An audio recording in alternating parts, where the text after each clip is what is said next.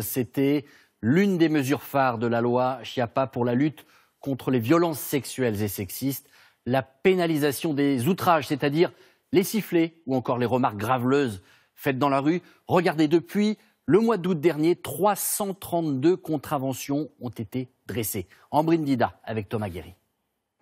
Sifflements, remarques obscènes sur le physique ou encore propositions sexuelles. En 6 mois, 332 contraventions ont été dressées dans toute la France pour outrage sexiste, principalement à Paris et à Lille. Un seul mot, un seul geste peut être sanctionné. Une amende de 90 € jusqu'à 1 500 en cas de récidive. Verbaliser ces mauvais comportements, une démarche soutenue par les premières concernées.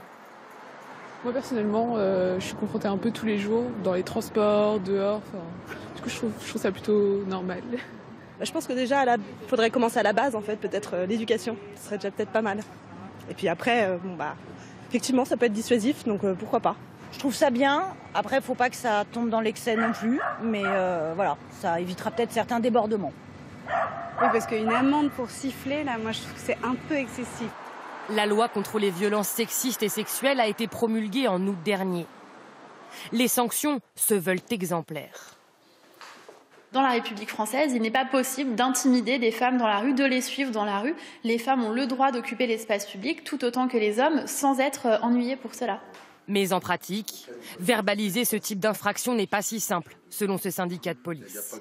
Si l'agent n'est pas sur place au moment où l'infraction est commise, il ne peut pas dresser un procès-verbal de contravention, quand bien même il serait requis par la personne qui a subi cet harcèlement de rue. D'après le ministère, la France serait le premier pays au monde à pénaliser le harcèlement de rue par des amendes.